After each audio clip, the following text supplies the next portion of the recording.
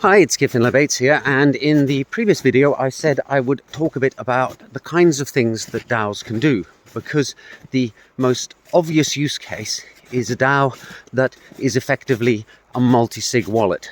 It's got a balance, and the token holders who are allowed to vote are like members of the multi-signature group, and you are therefore basically running an N of M signing scheme, whereby as long as N over N plus M times 100% of the token holders vote in favor of a transfer, that transfer will happen.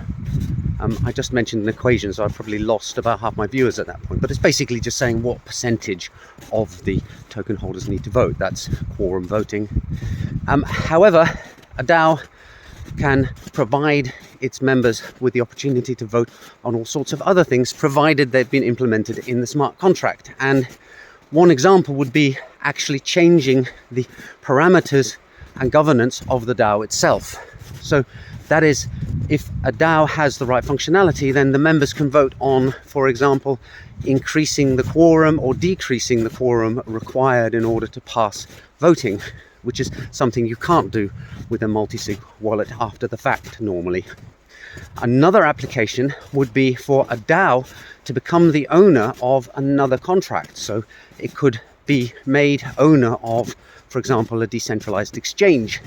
And now the DAO owners, the group of people who have voting rights in the DAO, can vote on, for example, what percentage of the trades that are made on the DEX are extracted as commission for the DEX owners.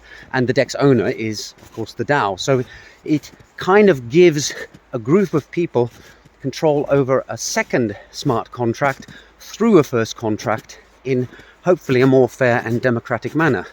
So you can chain smart contracts, and you can bolt a DAO onto existing smart contracts by making it the owner of that smart contract, but again, provided the DAO contains the functionality that actually allows it to call that second contract and make changes to it. So there's just an example of something that a DAO can do that is a bit more sophisticated than people just signing a transfer for a given cryptocurrency or digital asset, and the DAO then acting on that accordingly. I'll keep this one short. There are plenty of other opportunities, so those of you who are creative and enthusiastic, you can go away and actually start thinking about use cases for DAO. I think there are hundreds of them out there, and we have not really seen the majority yet. We're still just scratching the tip of the iceberg, he said, mixing his metaphors. Anyway, that's it for today. Hope you found it interesting, and see you in the next video soon. Bye for now.